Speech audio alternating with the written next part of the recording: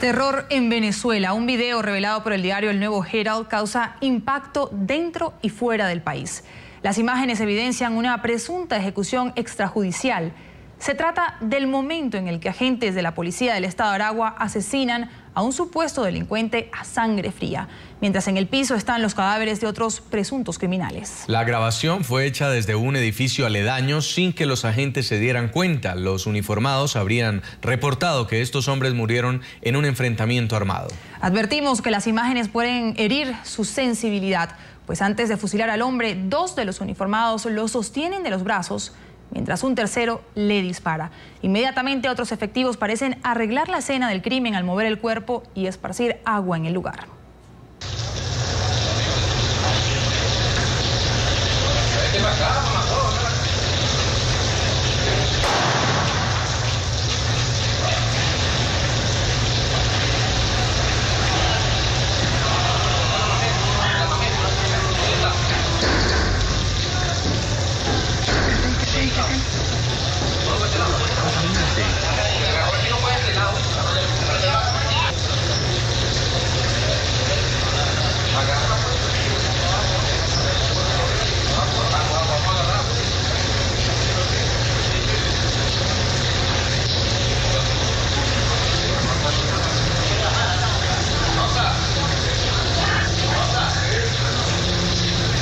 Una de la tarde y 7 minutos en Nueva York. Saludamos a esta hora a Roberto González, es asesor legal de Human Rights Foundation. Buenas tardes, señor González. Gracias por estar con nosotros para toda nuestra teleaudiencia en las Américas. Buenas tardes, Jason. Un placer estar con vos. La impresión para todos es ver cómo supuestos agentes de la policía le disparan a este hombre, bien sea un preso, un delincuente o no. Se trata de una ejecución extrajudicial. ¿Qué opinión le merece a su organización, que ha estado tan atenta de las violaciones a los derechos humanos en Venezuela, la publicación de este video? A ver, el video, las imágenes son efectivamente brutales, son muy difíciles de ver. No podemos determinar, como bien explicó el medio de comunicación en el cual salieron originalmente, de dónde vienen o si son efectivamente en Venezuela. Por el tipo de uniforme que utilizan las personas, pareciera que sí viene o proviene del estado de Aragua en Venezuela. Sin embargo, a ver, ¿qué es lo importante del video? El video es atroz, efectivamente, pero las ejecuciones extrajudiciales no son un caso excepcional de Venezuela.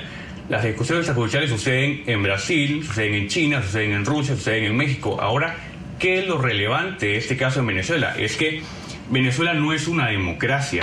Cuando este tipo de cosas suceden en una democracia, existen medios de comunicación que pueden reportar sobre lo que ha sucedido. Existe un órgano de justicia independiente, existe un órgano de investigación, un ministerio público independiente que puede investigar el caso de manera abierta y que lo puede llevar ante la justicia. Los intelectuales públicos dentro de una sociedad democrática pueden hablar y criticar abiertamente este tipo de hechos horribles e idealmente se puede llegar a hacer justicia. ¿Cuál es el problema con el caso de Venezuela?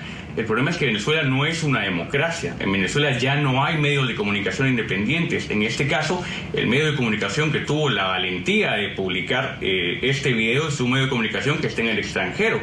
Ya las voces que hay disidentes en Venezuela, en las cuales generalmente este tipo de hechos se podrían exponer ante la sociedad, que ese tipo de hechos se podrían exponer ante la opinión pública y que idealmente llegarían a una condena de los agentes que estuvieron involucrados en este hecho horrible. Ese procedimiento, ese mecanismo básico de fiscalización y de contrapesos que permite o que impide la impunidad en Venezuela ya no existe. Así que, si bien el caso de la ejecución extrajudicial no es excepcional de Venezuela, las circunstancias hacen que en Venezuela este tipo de hechos difícilmente llegue a una condena sancionatoria. De hecho, los regímenes autoritarios, ya sea autoritarios competitivos o autoritarios completos, como el caso de Cuba, los incentivos que proveen a sus funcionarios públicos, a sus aparatos de policía o de inteligencia, es efectivamente eso, la certeza de impunidad. Ellos pueden operar de manera libre, independientemente de qué tan criminal sean sus actividades, y que el manto de la impunidad que les provee el régimen autoritario en el cual operan hace que este tipo de hechos se produzcan con mayor frecuencia de lo que se produce en una democracia. Ahora, señor González, ya el defensor del pueblo de Venezuela, Tarek William Saab, después de una insistencia por parte de los medios de comunicación, se ha pronunciado, ha dicho que condenan cualquier tipo de acto. Sin embargo, a la hora de preguntarle si exigiría una investigación al respecto, dijo simplemente que era responsabilidad del Ministerio Público investigar este video. Le pregunto, ¿cuál debería ser el proceder del gobierno venezolano frente a este video? Porque aún tampoco se ha comprobado la autenticidad de las imágenes.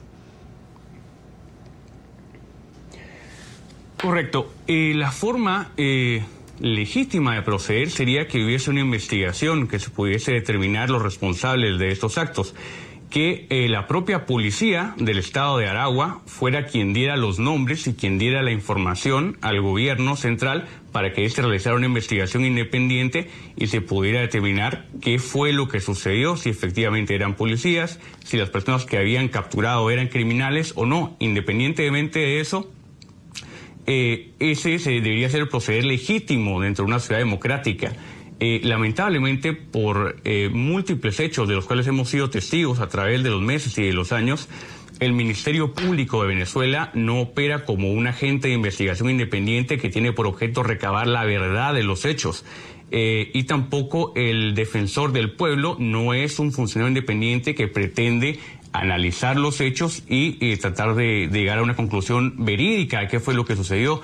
En este caso, tanto el Ministerio Público como el Defensor del Pueblo, quienes son los llamados a investigar ese tipo de hechos atroces y a denunciarlos ante la opinión pública, lamentablemente se han comportado básicamente como un brazo represor o un brazo que hace apología de cualquier tipo de abuso de parte del gobierno venezolano. Entonces, si bien deberían comportarse idealmente de manera independiente y tratar de investigar y de descubrir la verdad, tenemos pocas esperanzas de que esto sea debido al contexto en el cual atraviesa Venezuela actualmente. González, lo invitamos a que continúe unos minutos más con nosotros, porque luego de conocerse este video, anoche en Venezuela, el exministro de Defensa, Raúl Isaías Baduel, considerado un preso político del chavismo, recibe el beneficio de libertad condicional. Baduel salió de la prisión militar de Ramo Verde tras 6 años de encarcelamiento. El general padrino de la hija menor del fallecido presidente Hugo Chávez y disidente del chavismo fue detenido en 2009 y condenado a 7 años de prisión por delitos de corrupción, aunque siempre sostuvo su inocencia. En Caracas, Daniela Zambrano, nuestra periodista, tiene las reacciones a esta noticia. Daniela, buenas tardes. Hola, ¿qué tal? Me encuentro a esta hora con Omar Moratosta, él es abogado del general Raúl Isaías Baduel, a quien recordemos en horas de la noche de ayer se le otorgó libertad condicional tras haber permanecido más de 6 años en prisión. Lo primero que queremos conocer, ¿cuáles son las restricciones que tendrá el general de ahora en adelante una vez que se le otorgue esta medida? Buenos días, muchas gracias por este contacto. Sí. En la noche de ayer, el Tribunal Militar Primero de Ejecución Accidental acordó la libertad condicional del general Baduel. Quiero recalcar que esto no es un favor, esto es un beneficio procesal que le correspondía a él hace 3 años y no había sido posible que se lo otorgaran, a pesar de las gestiones de la defensa en este sentido.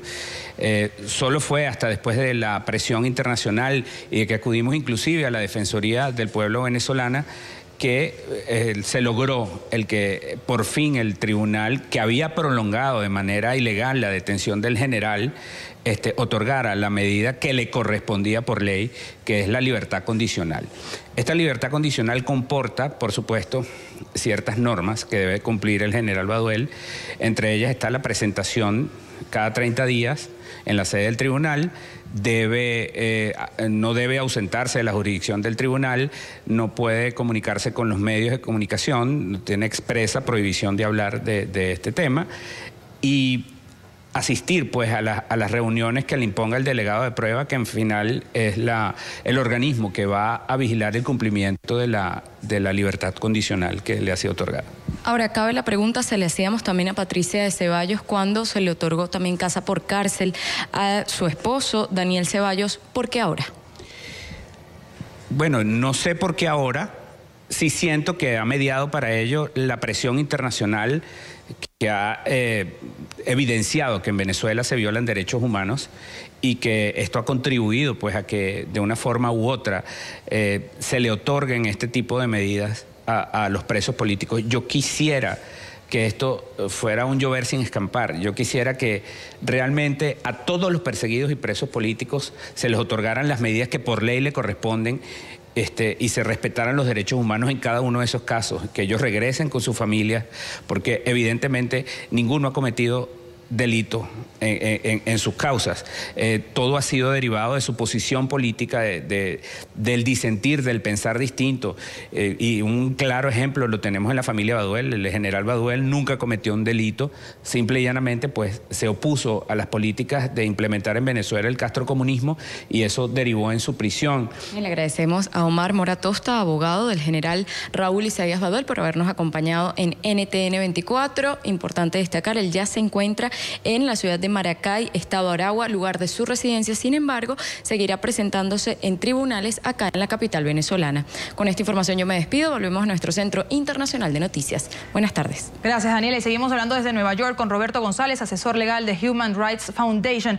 Señor González, ¿qué está pasando en Venezuela? ¿Qué podría estar planteándose en la agenda del régimen de Nicolás Maduro cuando vemos un panorama como Antonio Ledesma en casa por cárcel? Daniel Ceballos también esta semana le fue concedida el beneficio de casa por cárcel. Ahora Raúl Isaías Baduel se le otorga este beneficio de libertad condicional. Se trata de los conocidos o llamados presos políticos del régimen de Nicolás Maduro, a quienes se les ha ido, por llamarlo de alguna manera, aflojando esas condiciones difíciles que habían tenido durante los últimos años. ¿Qué podría estar pasando? ¿Qué estaría en la agenda del régimen de Nicolás Maduro frente a los presos políticos? A ver, en principio nos parece positivo que estén liberando a algunos de sus presos políticos. En el caso del general Baduel y en el caso del alcalde o el exalcalde Daniel Ceballos. Nos parece efectivamente una medida positiva. Creo que son producto de alguna forma de la presión internacional que se ha hecho en ambos casos. La comunidad internacional y también en el Sistema Universal de Naciones Unidas. Me parece que efectivamente es positivo y me parece que es una estrategia del gobierno venezolano que trata de mermar un poco las críticas que le caen de todos lados en materia económica, en materia de derechos civiles y políticos, en materia de la represión y el hostigamiento a la oposición democrática en Venezuela. Así que, si bien me parece positivo, hay que mencionar que existen otros prisioneros de conciencia, otros presos políticos en Venezuela, como es el caso del alcalde Ledesma y el caso importante de Leopoldo López. Entonces, si bien es positivo, el panorama político en cuanto a la capacidad que tiene la oposición democrática en Venezuela de contender el poder, no es mucha. Recordemos que tanto el general Baduel como el exalcalde Ceballos están inhabilitados para competir en las próximas elecciones. En el caso de María Corina Machado, recientemente la inhabilitaron. Encima de eso, súmele usted el hecho de que tanto el alcalde Ledesma como Leopoldo López están en la cárcel. Básicamente tiene a la mitad de la oposición venezolana presa y a la mitad, o sea, de los líderes de la oposición venezolana presa y a la otra mitad inhabilitados para competir en elecciones. Entonces, si bien es positivo que no estén de hecho dentro de una prisión, ¿no?, detrás de las rejas, el panorama político, es decir, la posibilidad de competir por el poder y que en el futuro pudiese haber una transición democrática en Venezuela, está seriamente restringido. Señor González, ¿se podría pensar que el régimen de Nicolás Maduro está dando gestos ante la presión de la comunidad internacional, pero muchos siguen incrédulos, sobre todo por el caso del líder opositor Leopoldo López, al que Maduro llama el monstruo de Ramo Verde y a quien señala de actos de desestabilización durante las protestas antigubernamentales que comenzaron en febrero pasado? ¿Cree usted que también venga la libertad condicional para él, aunque todos sigan en condición de detenidos y bajo juicio? Correcto. Bueno, esperaríamos que ese fuera el caso. Leopoldo López creo que es el caso más emblemático de prisioneros de conciencia en Venezuela, precisamente por la prominencia tanto de su figura política como el de su caso, que es un caso que en la comunidad internacional ya hemos analizado y el que hemos determinado como un caso flagrante de ilegalidad y cuyo encarcelamiento está en contra del derecho internacional de los derechos humanos. De hecho, hace poco el Grupo de Trabajo de Naciones Unidas para las Detenciones Arbitrarias determinó que la prisión de Leopoldo López es una prisión arbitraria y que está en contra del derecho internacional. Entonces, no es solo la comunidad internacional de ONGs que se han manifestado sobre el caso de Leopoldo López, sino también la ONU. Para responder a tu pregunta, para retomar tu pregunta, efectivamente esperaríamos que fuera el caso de Leopoldo López, pero lo miramos poco probable. Que como bien vos dijiste, en Venezuela, Leopoldo López, lo que hay en los medios de comunicación oficiales, que son la gran mayoría de medios de comunicación, porque ya no hay medios independientes, Leopoldo López, frente a la población venezolana, es tachado del monstruo de Ramo Verde, ¿no? De traidor, de cifrino, de Cuarta República. Entonces, Leopoldo han iniciado una campaña desde hace meses contra Leopoldo López de descalificaciones, así que no sé, creo que es un poco de hacer futurología, de tratar de determinar o tratar de pensar de qué es lo que podría pasar en el futuro. Como te dije anteriormente, sería positivo que lo liberaran, sería positivo que no estuviera detrás de las rejas, pero sería más positivo aún que su liberación viniese con una desestimación de su causa, en lugar de una libertad condicional, que lo que implica es que ya no va a estar físicamente en la cárcel, pero que no va a poder competir a elecciones. Es decir, de alguna forma se merma la presión internacional contra el régimen de Nicolás Maduro de tener a presos políticos, pero en la práctica siguen igualmente inhabilitados y no tienen la capacidad de operar dentro de la contienda política. Así que creo que desde el punto de vista del régimen de Maduro, eso sería una solución bastante viable, pero nosotros en la comunidad internacional, que estamos por la democracia, que estamos por la libertad, consideramos que estas causas, en el caso de Leopoldo y de todos los demás, deberían ser desestimadas y no debería ser nada más libertad condicional. Vamos a agradecer a Roberto González, asesor legal de Human Rights Foundation, por habernos acompañado desde la ciudad de Nueva York. Feliz tarde. Un placer.